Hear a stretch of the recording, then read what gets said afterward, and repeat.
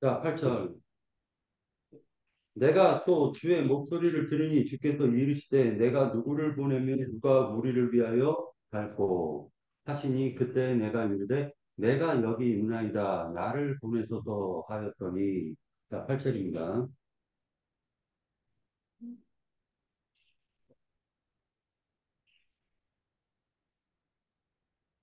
뭐예요? 네. 예. 잠깐만 여기서 그때 내가 이르되 내가 여기 있나이다 했을 때 내가 여기 있나이다는 누구를 가리키는 것도 얘기를 해주세요. 네.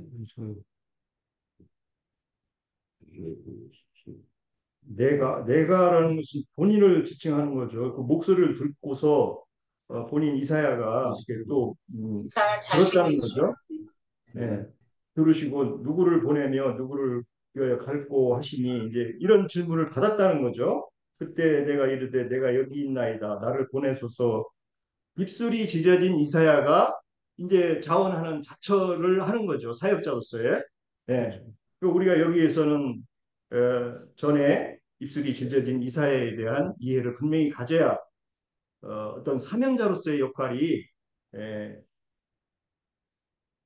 요구된다 이거죠. 그런 입술이 찢어지지 않은 사람이 나가서 진리를 증거하는 경우들은 거짓말하는 자고 거짓 사역자고 성경에서 얘기하는 사단의 일꾼이 되는 거예요. 이게 참 정말 이 사역자로서의 의무가 얼마나 하나님께서는 중요하게 보는지를 우리가 이런 말씀을 통해서 사명자로서의 그 위치나 그 감당하는 그런 것들이 에, 요구된다는 거죠. 그래서 어, 이사야는 그 이렇게 사명을 자원해서 이렇게 신청을 했는데 이 뒤로 이어지는 거 보면은 우리가 참 이사야가 가서 증거를 해도 듣지를 알아듣지를 못한다는 거예요. 참 놀라운 일이죠. 펴주셔요.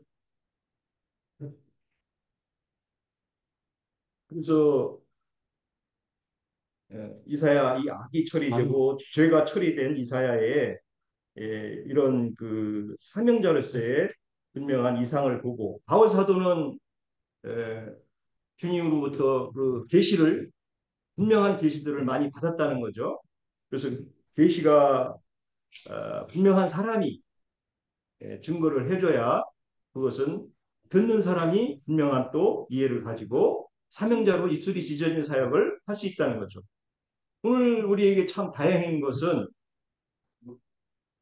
장로님이 계셔서 정말 얼마나 밝은 계시를 가지고 우리한테 증거되는지를 모르겠어요. 혹자는 우리가 어떤 역할을 어떤 뭐 그런 것을 많이 요구하는데 이 분명한 계시 위에 다른 교회의 분량이 또 뭐가 필요한지 저는 되묻고 싶어요. 이렇게 분량이 넘치고 어떤 우리 모임의 계시가 이렇게 분명한데 또 다른 어떤 것을 요구하는 것은 저는 조금 의아하게 봅니다. 오히려 우리의 표대를 더 흐리게 하려고 하는 목적이 있지 않나. 저는 가끔 그렇게 되더라도 봐요.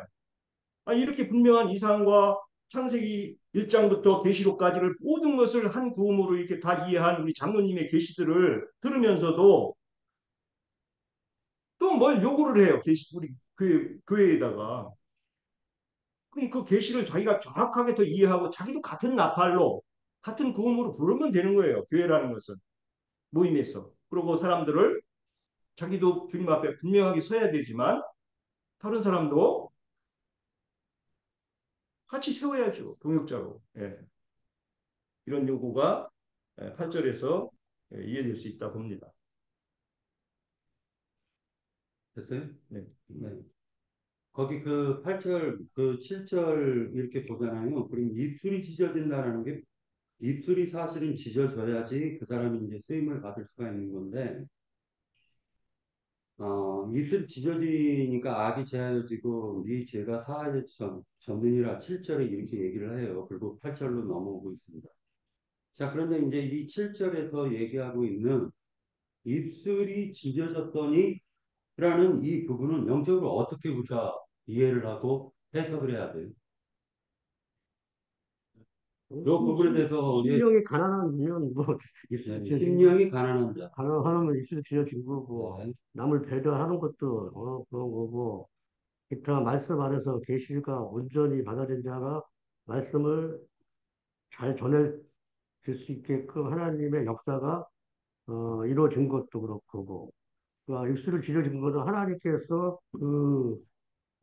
사도의 입술을 쓰시기 때문에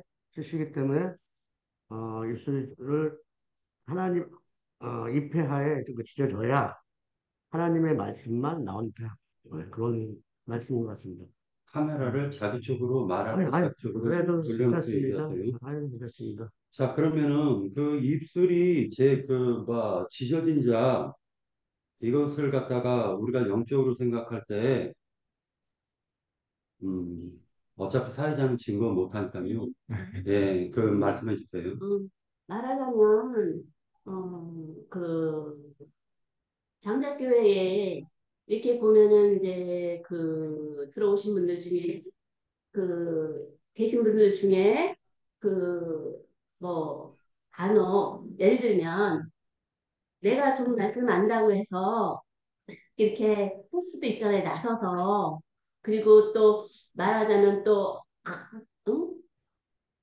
좀 부족한 지체들도 있고 그런데 그 지체들을 이제 뭐 그러려고 하지 않았어도 이렇게 뭐 만약에 뭐 정죄를 한다든가 아니면 어떤 옛사람 안에서 나오는 말을 이렇게 할 때 주님께서 어느 날 그랬던 자의 입을 찢어서 아무 말도 못하게 깨닫게 하세요. 응. 짖어서 그 자가 깨달을 수 있게 입술을 짖어 놓는다고요. 그러면 그 사람이 어느 날, 영적으로 깨달아지면 그 말 맡은 사람이 어느 날 잠잠해진다는 거죠. 그것도 저도 경험을 해봤어요. 네. 그래서 이제 제가 이제 이걸 조금 이렇게 말하는 건데, 그런 분이 이제 이렇게 지어진 사람이 이제 잠잠해지고 어느 날 또 주님이 그 사람의 입을 열게 하세요. 그러면은 그때 이제 음, 겸손한 마음과 어떤 동역하는 마음으로 진리만을 중과하게 되겠죠, 그분이. 그리고 숯은 보면은 우리가 예전에 장 담글 때도 숯을 끼워요. 그러면 그게 숯이 정화하는 역할도 있고 나쁜 냄새를 흡수를 해요. 그래서 그 숯이 되게 좋은 거거든요.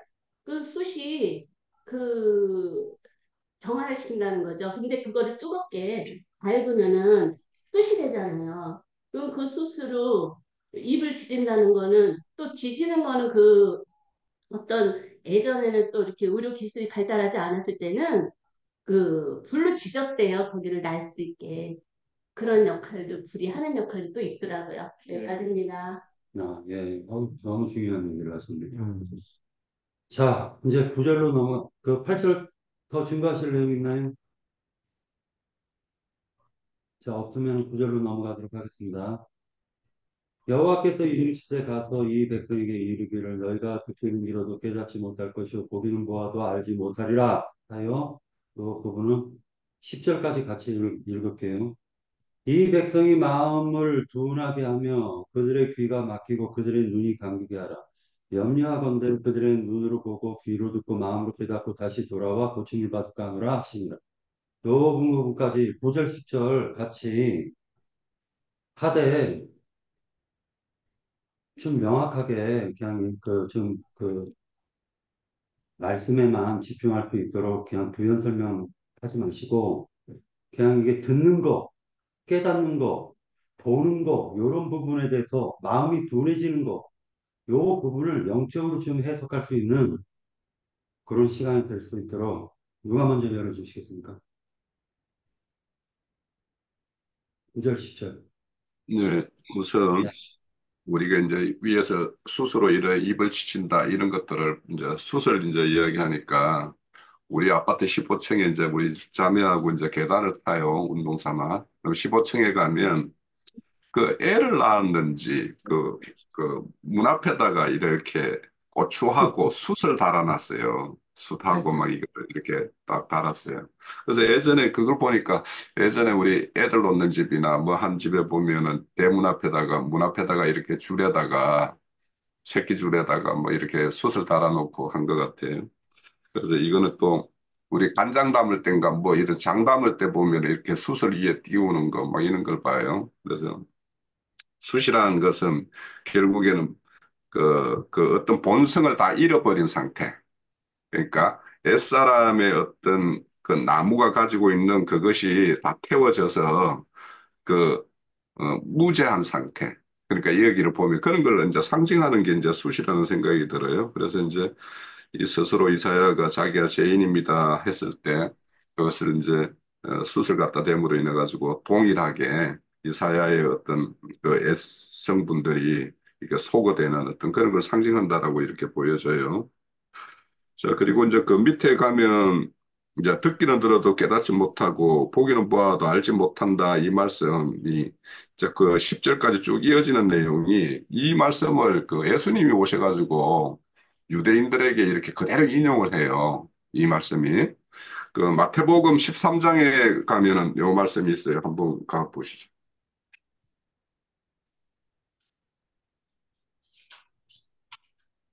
13장 14절에 보면은 있어요. 누가 먼저 찾으시는 분 한번 쭉 네. 읽어보세요. 이사야의 예언이 그들에게 이루어졌으니 일러스되 너희가 듣기는 들어도 깨닫지 못할 것이요 보기는 보아도 알지 못하리라.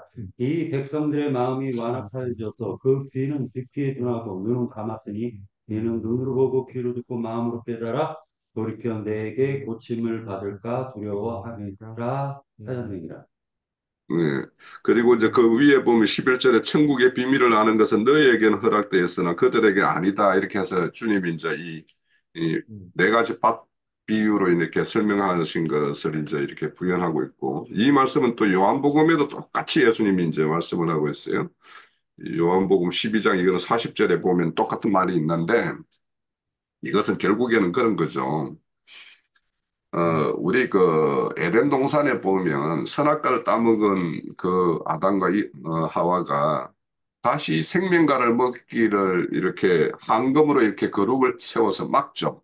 그러니까 이 사실은 유대인들이 하나님의 말씀을 듣기 위해서는 우선은 마음의 할례를 이렇게 받아야 되고 그 마음의 할례라는 거는 뭐 일순간에 하나님의 어떤 은총에 의해서 이제 이렇게 열리는 것도 있겠지만 그 사람을 거기에 이르게 하기까지는 여러 과정이 있다고 생각이 들어요. 여기 우리 형제 자매님들도 어느 날 뭐 누가 되면은 복음을 듣고 나는 하나님 믿게 됐어 이렇게 말씀을 할 수 있겠으나 사실은 그 전하는 복음을 들었을 때 그것을 받아들일 수 있는 어떤 그런 신경까지 그 사람을 이끌어오는 그 과정들이 사전에 다들 있었을 거라는 생각이 들어요. 저는 이제 우리가 다들 이제 어렸을 때부터 지금까지 우리의 어떤 신앙 과정들을 다 이렇게 보면 변곡점이 있어요. 주거지 이동이라든지 어떤 사람을 만나게 한다든지 그런 것들이 다들 있을 텐데 저는 이렇게 돌이켜보면 그런 것들이 있었다라는 생각이 들어요. 그런 것처럼 하나님은 이제 우리를 이렇게 이끄시는데 그래서 유대인들이 그러니까 선악과를 먹은 사람이 그 자체 그 상태에서 생명과를 바로 먹는 것이 하나님의 뜻이 아니듯이 이 유대인들이나 이들이 선지자의 말씀을 듣고 바로 이게 딱 깨달아서 들을 수 있냐 하면 들을 수 없다라는 거예요. 그러니까 우리가 지금 귀가 열려서 이렇게 우리 교회에서 선포되는 말씀을 듣는 데에는 저 같은 경우에는 그 이전에 교회에 단계들이 있었어요. 그런 과정을 저는 거쳐서 여기 이제 와서 금기름 붓는 집에 일원으로 참여하는데 그런 것처럼 지금 예수님이 오셔서 유대인들에게 하늘의 말씀을 이렇게 참된 복음을 이렇게 진리를 증거해줘도 그들은 들을 수가 없어요. 그것을 이제 여기에 보면 뭐 염려한다. 뭐 여기 우리 아까 마태복음 14장에서는 뭐 그들 깨달을까 뭐 염려한다 이런 표현을 쓰는데 사실은 하나님은 듣고 깨닫기를 바라죠. 오히려 바라지만 그들이 들을 수 없는 어떤 실상들을 그대로 이렇게 말씀하시는 거예요. 그렇게 그들이 선지자 이사야가 가서 말씀을 전했을 때 그들이 듣지 못하고 깨닫지 못하고 보지 못하기 때문에 선지자를 핍박할 거예요, 아마. 그런 것들을 미리 선지자에게 이렇게 알려줌으로 인해서 선지자로서의 어떤 자기의 어떤 사명을 임할 때 어떤 마음가짐으로 임할 것인가 이런 것들을 오히려 이렇게 대별시키고 준비시키고 하는 어떤 그런 가정의 어떤 말씀으로 저는 좀 이해가 되셨어요, 이 말씀이. 네. 예. 그 소돔성에서 보면은 그 소돔성의 관원들이 그 천사가 오면은 자기네가 가리키겠다고 이렇게 그 상관하겠다고 이제 하는 장면이 나오죠. 그 소돔의 그 관원들이 악한 자들이거든요. 그 사역자들이. 근데 오면은 그 사람들은 진리를 가르쳐 주면은 이런 거 저런 거는 이제 자기네들 필요한 거는 받아들인다는 거죠. 자기네들에게 이게 유리한 걸로 이것을 사용을 한다는 거예요. 오늘날의 사역자들도 헬라어, 히브리어 뭐 이렇게 하는 사람들도 보면은 이 완악한 자들은 진리의 말씀을 가지고 자기 용도로 쓰는 거예요. 이게 큰 문제라는 거죠. 하나님의 그 사역자들의 어떤 그 자세에서. 그래서 보면은 그 계시록 16장 8절, 9절 제가 한번 읽어보겠습니다. 그 넷째 천사가 이 대접을 해에 쏟음에 불로 사람들을 태우며 사람들이 크게 태워진지라 이들이 재앙들을 행하는 권세를 가진 하나님의 이름을 비방하며 회개하지 아니하고 주의 영광을 돌리지 않다. 그러니까 회개를 안 하는 거예요. 자들의 첫사람 정신에 타락된 그 상태로 하나님을 믿으려고 하고 하나님을 받으려고 하고 자기네 유리한 쪽으로 이걸 사용하지. 이 사람들은 이사야가 입술에 지지고 회개하고 이 악이 사함을 받았는다 이런 과정이 없이 그런 또 욥도 하나님을 만난 다음에 회개를 했잖아요. 자기의 그 잘못된 그 사람의 의를 가지고 하나님을 이렇게 섬겼던 것들을 신앙생활 잘못하는 것에 대한 회개가 없는 거예요. 오늘날 교회에 회개하라고 그 성령과 신부가 외치잖아요. 그래서 그곳에서 나와라 그러고 그 신앙생활 자체를 근데 회개를 해야 되는데 우리가 진리를 전하면은 뭐 맞는 것만 사살사살 받아요. 이 사람들은.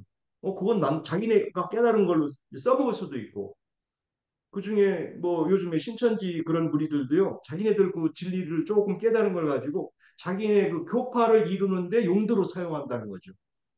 이게 참 무서운 거예요. 그래서 하나님이 예수님도 그 걱정을 하는 게 이런 부분이 있다는 거죠. 네? 회개하지 않은 사람들이 이걸 자기네들 용도로 쓴다는 것이 여기에서 이게 증거된다. 둔하고 깨달았다고 이걸 써먹는다고 하는데 이게 어떤 더 화가 되는 그런 현상이 있다고 봅니다. 예. 네. 공동번역으로 제가 지금 읽어드리겠습니다. 공동번역으로 보면은 주께서 이르셨다. 너는 가서 이 백성에게 일러라. 듣기는 들어라. 그러나 깨닫지는 마라.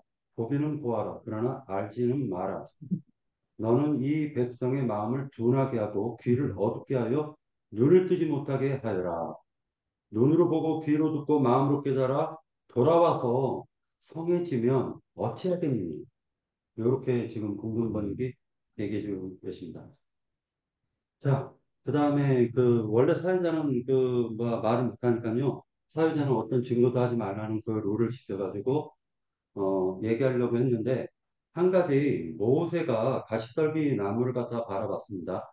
그 가시떨기 나무가 활활 타고 있었을 때 그 가시떨기 나무에서 하나님의 음성이 들렸어요. 자, 그런데 가시떨기 나무가 누구를 상징하고 있는 거죠? 하나님인가요? 모세인가요? 모세 자신. 모세 자신이었던 모세 거예요. 다시 얘기해가지고 백문이 불여일견이라고 자기가 타지 않으면 우리 보고 인생들 보고 나무라고 그랬어요. 사람들 보고 나무라고 했는데 나무가 타지 않으면 나무가 타서 수치돼야지 하나님이 받으시다는 것입니다. 그리고 그 수치로 그 입술을 찢었다라는 것은 그가 나의 입술은 부정한 자입니다를 인정했고 아까 이영희 자매가 얘기했던 것처럼 내가 그러니까 다윗과 같은 거예요. 나단 선지자가 어떻게 하면 좋겠습니까 하니까 야, 네 배로 갚으라 그래. 그럼 당장 죽여. 이렇게 얘기를 하는 거예요. 율법이죠. 율법. 입술이 찢어야 되는 거예요, 수술을. 그래야지 율법의 그 저주가 나오지 않는 것입니다. 자, 11절 들어가도록 하겠습니다. 사회자는 원래 얘기하지 말라고 그랬는데 잠깐 이 부분을 좀 우리가 다들 놓친 게 있는 것 같다고 얘기했습니다. 11절. 근데 저기 형제님, 네, 제가 조금 보충을 하고 싶은 것이 여기에 네, 8절이나 이제 9절에 8절에서 이제 이사야 스스로가 사실은 감동에 대해서는 자기를 보내주소서 하고 자천을 한 거잖아요. 그래서 이제 보내짐을 받아갖고 어떻게 하나님께서 일을 시키셨냐 하면은 이 백성들을 둔하게 해서 듣기는 들어도 깨닫지 못하고 보기는 보아도 알지 못하게 하라는 거예요. 이거는 이제 이사야서가 앞으로의 일에 대한 예언인 거잖아요. 그리고 이제 아까 마태복음에서 우리가 본 거는 이사야의 예언이 거기에서 이루어진 거예요. 그 유대인들에게 이제 주님께서 말씀하시고자 하는 것은 이제 그것이라고 봐져요. 그러는데 그랬기 때문에 말하자면 언제 그래서 이사야 선지자가 그렇게 할 것 같으면 언제까지니까 하고 기간을 물어보잖아요. 그러니까는 하는 소리가 성읍들이 황폐하며 주민이 없으며 가옥들에게 사람이 없고 이 토지는 황폐하게 되며 하는 것이 먼 땅에 다 옮겨지고 하는 것이 앞으로의 있을 일을 지금 그 예언을 하는 거잖아요. 유다가 다 망해서 바벨론에게 쫓겨가고 그렇게 다 이렇게 변질이 돼서 저기 하고 그 땅들이 다 황폐해지고 하는 그런 저기를 내용이 그렇게 넘어가는 것이다. 그러니까 지금 하나님은 이사야에게 그렇게 하라고 백성들이 그렇게 하게끔 일을 시키시는 거죠. 그 예언이 이루어지게 하기 위해서. 네, 여기까지 하겠습니다. 네. 또 이게 원래 그러니까 그 누구나 다 그 하나님의 말씀을 듣고 구원을 받으라고 이렇게 그 뭐 사람들이 기독교계는 저도 기독교 생활을 하면서 그런 착각을 하고 살았었는데 하나님께서는 오히려 보아도 너는 보지도 말아라. 들어도 듣기만 하고 깨닫지는 말아라. 이렇게 하는 부류의 사람들이 있다라는 거예요. 예, 여기서 하나님께서 당신께서 하시고자 하는 일에 있어서 그 진행하는 것을 우리가 볼 수가 있는 거예요. 네, 백성들을 그리고 그렇게 보지도 못하게 듣지도 못하게 하고 황폐하게 다 할 때까지 먼 지금 땅에서까지 쫓겨나고 해서 그렇게 다 망조가 들리고 해도 예루살렘 성이 다 멸망하고 그렇게 저기를 해도 그루터기는 남을 것이다. 말씀 끝부분에 보면 그렇게 나오잖아요. 그래서 제 아무리 상수리 나무나 담 넘어 상수리 나무가 배임을 당하여도 그러니까는 그렇게 큰 나무들이 배임을 당하고 할지라도 여전히 그루터기는 남아서 하나님의 생명은 이어지는 것이다 하는 것으로 이번 단락에서는 말씀이 그렇게 끝이 나죠. 그러니까 이것이 다 하나님께서 이사야에게 예언하게 하시는 하나님의 일이 지금 진행되는 것을 우리가 볼 수 있는 거죠. 네. 자, 10절을 보면 그 하반부 전부 다 한번 같이 보도록 하겠습니다. 10절 하반부에 보면 같이 돌아와 고침을 받을까 하노라 하시고 오히려 고침받는 걸 원하지 않는다는 거예요. 하나님께서 그렇지요. 하나님께서는 하나님이 이때 당시에 계획은 그러신 거예요. 네. 네, 맞습니다. 자, 11절로 넘어갈게요. 11절 내가 이르되 주여 어느 때까지니까 자 이렇게 고침받지 못하는 때가 어느 때까지입니까 하였더니 주께서 대답하시되 성읍들은 황폐하여 주민이 없으며 가옥들에는 사람이 없고 이 토지는 황폐하게 되며 여호와께서 사람들을 멀리 옮겨서 이 땅 가운데 황폐한 곳이 많을 때까지입니다. 자 11절과 12절까지 같이 하겠습니다. 누가 설명하실까요?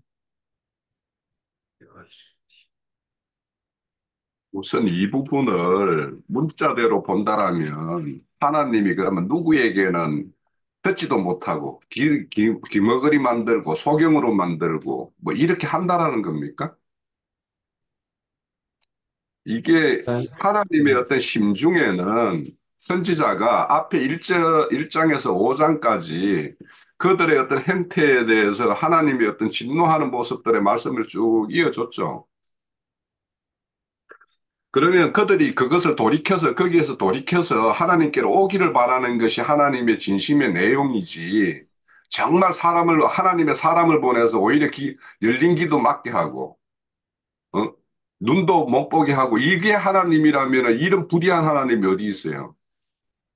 이거는 그때 그렇지만 당시는 자, 잠깐만요. 정리할게요. 네, 그 죄송합니다. 홍영재님 말씀 끝날 때까지 기다려 네, 주세요. 죄송합니다. 그렇지만 여기에 뒤에 우리가 그 요한복음이나 요한에 예수님이 이 땅에 오셨을 때 유대인들에게 그러면 회개하라고 그랬지. 그러면 그들이 돌이키라고 말을 했지. 그들의 길을 막게 하기 위해서 그렇게 일을 하셨나요? 안 그렇단 말이에요. 선지자도 당연히 가서 그들의 길을 열어주고 감긴 눈을 열어주고자 하지만 그들이 그렇게 못할 것이다. 그래서 결국에는 이제 뒤에 이어지는 11절에 결국에는 그들이 그 이후에 이사야 선지자만 보냈습니까? 많은 선지자들을 보냈고 에레미야 선지자도 보냈고 그들에게 회개하라 돌이키라고 다 이야기했지. 너희들은 들으면 안 된다 안 된다 이렇게 했나요? 다 그렇게 했지만은 결국에는 그들이 듣는 귀가 없고 보는 눈이 없었기 때문에 결국에는 망해서 바벨론을 포로로 잡혀간 거 아닙니까? 그러니까 이게 그러면은 하나님은 바벨론으로 포로 잡혀가는 어떤 그런 스케줄을 딱 짜놔 놓고 그 시대에 누군가는 그렇게 보내고 이런 것이 하나님의 계획이라면 그렇게 그 어떤 것이 하나님의 어떤 것이라면 그것은 하나님이 어떤 시대에는 그러면 누구를 버리는 어떤 그런 것이 되잖아요. 그런데 이것이 이제 신약에 와서 또 그대로 유대인들에게 또 재현돼 가지고 그들이 다 흩음을 당해요.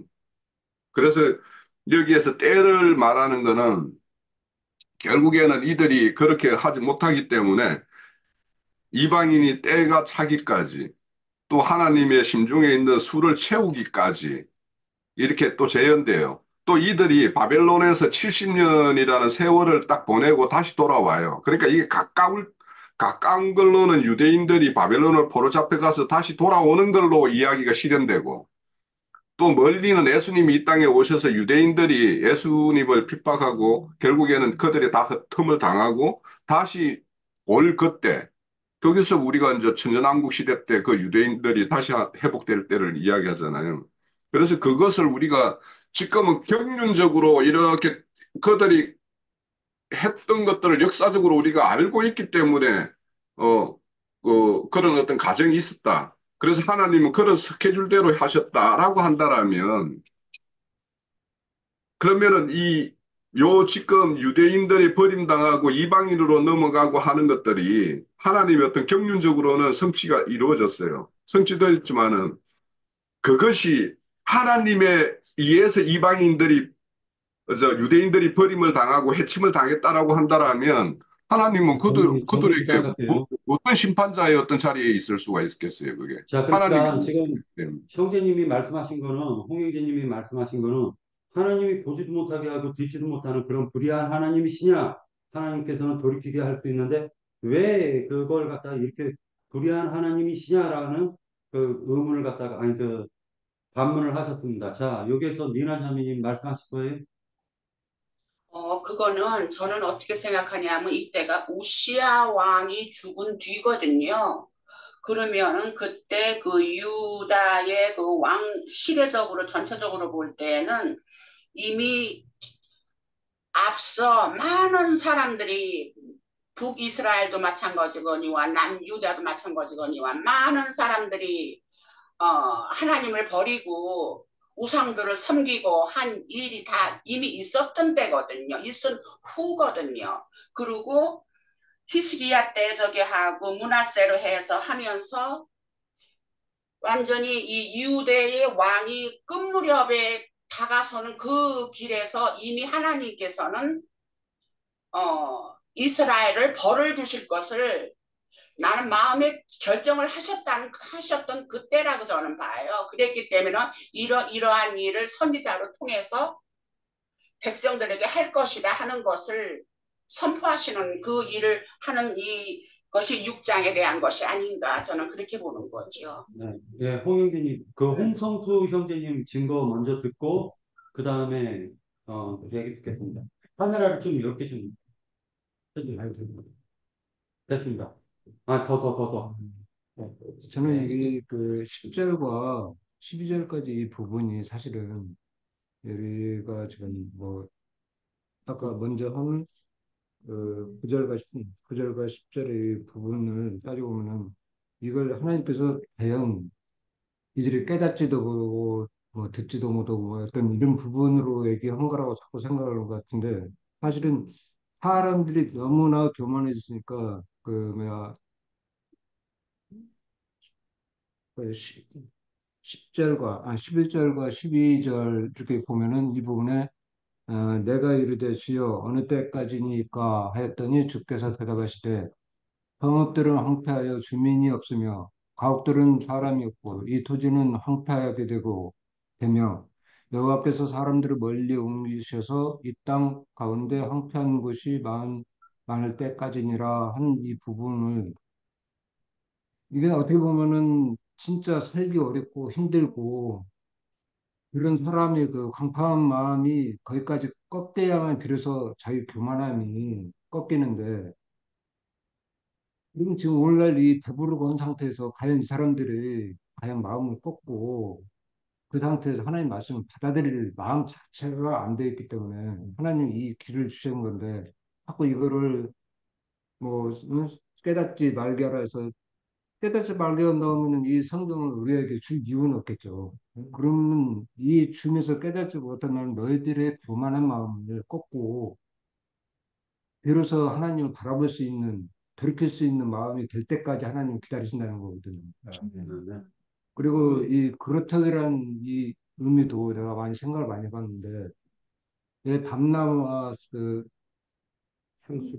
상수리나무 이 두 부분을 내가 이게 보면은 이 밤나무는 열매가 맺려도 가시가 엄청 그 뭐야 가시가 쌓여 그 속 안에 까야만이 그 열매를 먹을 수 있는 거고 상수리 같은 경우는 굉장히 그 뭐랄까 멋지고 그냥 좋아 보이는 나무인데 그럼 사람으로 비유하면은 이 사람들이 자기를 그동안 살아오면서 세상에서 누군가는 자기를 세우면서 커다랗게 남한테 잘 보이려고 시장하고 또 누군가는 또 악하고 강하게 하는 그런 부분들이 이 그렇다긴 그 사람의 그 성장했던 그 부분이 마음이 꺾이는 건데 여기서는 이제 그렇다기라고 했으니까 처음에는 단순하게 생각했어요 저도 이 부분에 그렇다기 그렇지 이렇게 생각했는데 우리가 살아왔던 그 부분의 그 자존심과 교만함이 다 꺾이고, 그래서 새로운 하나님의 양심을 얻어서 새롭게 다시 새싹이 나서 자라야만이, 그때는 다시 자라는 건 아마 영적으로 성장하는 거겠죠. 이렇게까지 되지 않으면 우리가 과연 여기서 벗어날 수 있을까? 제가 깨달은 게 여기까지입니다. 네. 네. 자, 그러면은 요 그 9절 10절에 아까 말씀하셨던 것처럼 돌이켜 고침을 받을까 하노라 깨닫고 그들이 깨닫고 돌이켜 다시 돌아와 고침을 받을까 하노라. 요 부분에 대해서 그 사회자는 증거할 수 없는데 그냥 요한계시록 한 가지만 더 그냥 보고 제 그 의견을 갖다 조금만 그냥 읽기만 하고 끝내겠습니다. 3장 요한계시록 3장 3장 사실 제가 얘기하고 싶었던 얘기를 갖다 지금 홍성수 형제님이 해주신 겁니다. 그런데 라우디기아 교회가 마지막 교회인데 빌라델피아 다음에 라우디기아 교회가 마지막인데 이 라우디기아 교회에게 하는 말이 네가 15절 네가 네 행위를 아노니 네가 차지도 아니하고 뜨겁지도 아니하도다. 네가 차든지 뜨겁던지 하기로만 네가 이같이 미지근하여 뜨겁지 아니하고 차지도 아니하며 내 입에서 너를 토하여 버리리라. 네가 말하기를 나는 부자라. 부유하여 부족한 것이 없다 하나 네가 공부한 것과 가련한 것과 가난한 것과 눈먼 것과 벌거벗은 것을 알지 못하는도다. 자 이렇게 얘기를 하고 있습니다. 그러니까 다시 얘기해서 라우디기아 교회라는 게 바로 그들의 상태였기 때문에 이들은 본다라고 했기 때문에 못 보는 거예요. 듣는다 했기 때문에 못 듣는 겁니다. 그렇죠. 못 받는 거죠. 생각하니까 깨닫지 못하는 겁니다. 자, 요것을 가르쳐서 아말렉의 죄악이 정수리까지 찰 때까지 하나님이 기다리신다. 아무 때나 심판하시는 것이 아니라 정수리까지 찼으면, 자, 이제 정수리까지 찼으면 율법이 적용이 되는 겁니다. 헤렘 율법이 적용이 되는데, 다시 얘기해서 아주 온전하게 아주 바쳐버리는 재물이 되는 거예요. 자, 그리고 이것을 하나님께서 그들이 고침받을까 하노라, 이것을 우리 개인적으로 생각할 때 이들은 라오디게아 교회처럼 완전하게 교만해져 있는 상태였다라는 걸 우리가 알 수 같습니다. 자, 요거에 대해서 이제 마지막으로 이제 홍석인 형제님께서 말씀하시고, 그 다음에 이 부분은 우리가 성경을 볼 때 반어법적인 것들로 기록된 말씀들도 있잖아요. 그러니까 여기에는 하나님을 소원하기는 그들이 선지자의 말을 듣고 돌이켜서 돌아올 거라고 생각을 하고, 선지자 스스로도 우리가 누구를 만나서 지금 여호와의 증인들과 이렇게 이야기 나누는 것도 그들이 우리 말을 귀담아 듣고 다시 돌이키기를 원하면서 그들과 말을 하지만 그들이 못 알아들으니까 여전히 그들의 어떤 행태를 그냥 그대로 가져가는 거 아닙니까? 그건 매 마찬가지예요. 그러니까 선지자에게도 네가 가서 전한다고 해서 그들이 돌이킬 거, 그런 거 크게 기대하지 말으라는 어떤 마음의 어떤 준비도 있겠죠. 선지자는 뭐, 음, 그리고 그들에 의해서 핍박당할 것도 있겠죠. 어. 그래서 이제 이 시대에도 그들이 선지자를 보내서 여러 선지자, 이사야 선지자만 보냈겠어요? 그 이후에 이사야 선지자 끝나고 난 다음에 에레미야 선지자 보냈고, 다 보냈지만 우시야 이 왕이 죽을 때라면은 이게 음,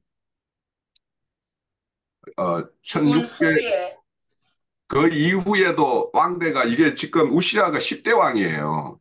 남유다의 10대 왕이니까 그 뒤로도 수많은 왕들이 이제 거쳐가요. 그렇지만 끝끝내 이들이 이 상태를 그대로 유지하기 때문에 결국에는 바벨론 포로로 잡혀가요. 유대인들도 똑같아요. 그것이 이제 하나님은 이 시대 때 그 선지자로서 이사야를 보냈지만 유대 땅에 예수님이 직접 왔지만 그들이 기가 막히고 이렇게 해서 결국에는 그들의 증거를 듣지 않고 오히려 그들을 패함으로 인해서 그들의 시대가 이런 흩음을 당하고 뒤에 11절, 12절의 어떤 상황이 이렇게 당하는 거 아닙니까?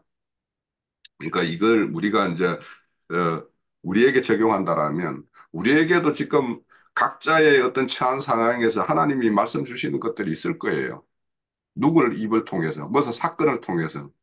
그때 이렇게 우리가 이 눈멀고 귀멀고 마음이 이렇게 깨닫지 못해서 거기에서 돌이키지 못해서 이런 일을 당하는 일을 우리는 이런 말씀을 통해서 우리 스스로에게 들려주는 말씀이 어떤 것인지 이런 것들을 깨달아서 우리는 빨리 돌이키는 것이 이 기록한 말씀에 주신 어떤 의도지. 우리는 그렇게 받아야지 이 말씀이 우리에게 적용되는 말씀이라고 보입니다. 예. 네, 그것도 여기 참고로 저기 받아들이겠습니다. 회복력에 지금 우리가 지금 말하는 내용에 대해서 회복력은 어떻게 설명이 됐나 좀 보아도 될까요? 네.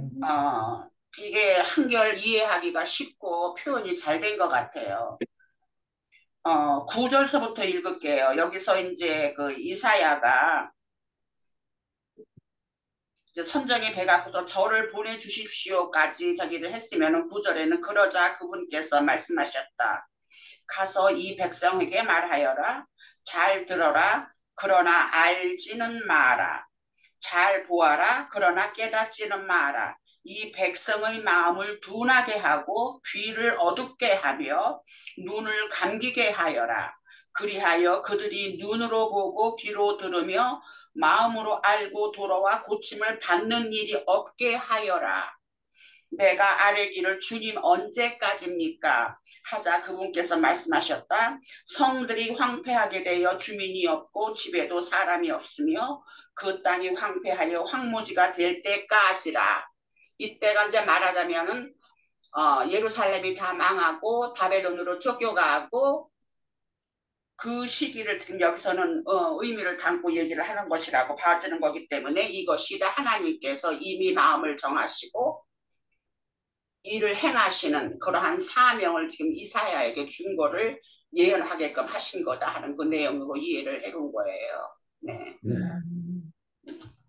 자, 요거 이 정도로 넘어가고요. 그 다음에 13절 시간이 거의 다 됐으니까요. 이제 12절까지 다들 얘기하신 것 같아요. 그래서 이제 언제까지냐?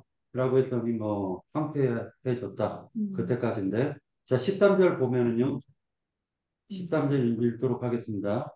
그 중에 10분의 1이 아직 남아 있을지라도. 자, 그러니까 다 멸해져 있고 10분의 9는 멸해지고 10분의 1이 남아있을지라도 이것도 황폐하게 될 것이다. 그러니까 10분의 1까지도 황폐하게 될 것이다. 밤나무와 상수리나무가 배임을 당해도 그 구루터기는 있는 것 같이 거룩한 씨가 이 땅의 구루터기니라 하시더라. 자, 요 부분에 대해서 말씀해 주세요. 13절.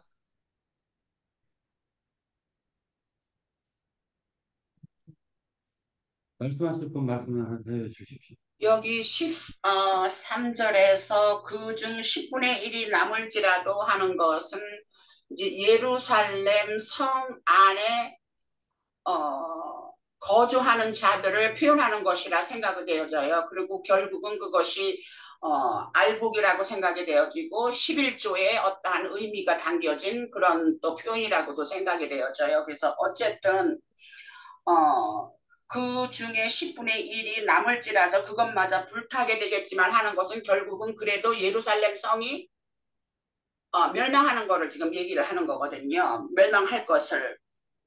그래서 여기는 테레빈이라고 돼 있는데 여기 우리 저기에는 밤나무로 돼 있죠. 그러니까 밤나무나 이런 상수리 나무는 크기 때문에 그것이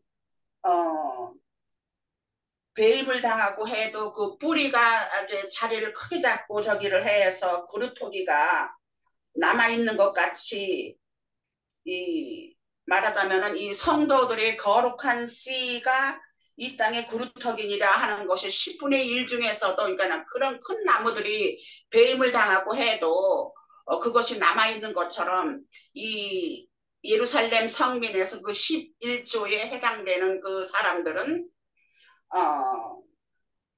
결국 그 사람들이 구루터기인데 어떠한 상황이 어려움이 닥쳐올지라도 그 사람들은 남아있을 것이다 하는 것을 지금 또 여기서 말씀하는 것이 핵심이라고 생각이 되어져요. 네. 자, 공동번역 잠깐만 읽어드리겠습니다. 주민의 10분의 1이 그 땅에 남았다 하자. 그들마저 상수리나무 참나무가 찍히듯이 쓰러지리라. 이렇듯 찍혀도 구루터기는 남을 것인데 그 구루터기가 그 거룩한 시다. 이렇게 돼 있어요. 공동번역은. 자, 그리고 이제 회복력에서는 자, 그중 10분의 1이 남을지라도 그것마저 불타게 되겠지만 테레빈 나무나 상수리 나무가 잘린 후에도 그 구루터기는 남듯 그 구루터기가 거룩한 씨가 되리라. 자, 결국에는 구루터기는 거룩한 씨가 된다라고 얘기를 하고 있습니다.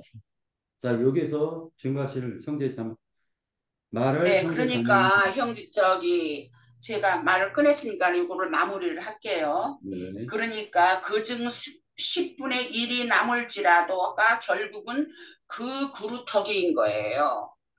여기 13절에 그중 10분의 1이 남을지라도 그것마저 불타게 되겠지만 그러니까 예루살렘 성 안에서 살던 그 성도들도 결국은 믿는 이들도 그들이 결국은 10분의 1로 지금 여기서 이렇게 표현이 됐어요. 그랬는데 그것이 불타고 예루살렘 성이 망할지라도 그 중에서도 그 그루터기가 거룩한 씨가 되리라 하는 것은 10분의 1이 남은 그 중에서도 거기서도 또 멸망할 자는 멸망을 하는 저기가 있어도 그 중에서도 또 남아갖고 그 그루터기가 거룩한 씨가 된다는 것이 여전히 하나님의 생명이 남아서 연결이 되고 이어져 가는 것을 얘기를 하는 거잖아요. 네. 예, 충분히 알아들었습니다. 예. 또 다른 네. 형제자매입니다. 예. 기영이 자매님, 네, 이게 맞을지는 모르지만 천년왕국이 도래하기 전에 카메라 좀 돌려줘요. 천년왕국이 도래하기 전에 여기까지 나가는 거는 좀 지났을 수도 있는데 천년왕국이 도래하기 전에 어, 많이 이렇게 숨겨당하고 죽지만 주님께서 그루터기를 남겨두신다고 하셨잖아요. 그 그루터기 그 남겨진 그루터기가 그 그나마 천연왕국 시대에 그 주님의 그 몇 번씩. 거룩한 시들을 마지막에 이렇게 음, 생성하는 것 같아요. 네. 예. 네, 또 다른 형제 자매님들. 우선 거기 그 위에 어느 때까지입니까라고 말씀하시는 부분에 대해서는 우리가 이제 바울 사도가 자기 동족들에 대한 어떤 애타는 심정을 말하는 게 이제 로마서 9장에서 11장까지 이렇게 이어지잖아요. 그죠? 그거 마찬가지예요. 그러니까 선지자 바울 사도가 깨달아서 자신의 어떤 과거의 어떤 모든 것이 잘못되었다라는 거, 그것도 거기에 속한 자였었어요. 유대인에. 그렇지만 이제 거기에서 빠져나온 이제 바울 사도는 그들이 이제 회개하고 돌이켜서 자기와 같은 복음의 어떤 이렇게 받아들여서 이렇게 새로운 어떤 신앙을 이렇게 하기를 바랐지만 그렇게 하지 못했죠.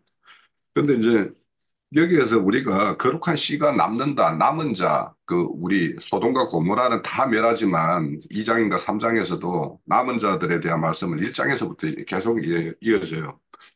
그러면 그거는 우리가 역사적으로도 알고 지금까지 우리가 그런 남은 자들에 의해서 우리에게 이런 복음이 흘러왔어요. 그래서 예수님 시대 때는 12제자가 거루특기예요. 거룩한 씨들이에요.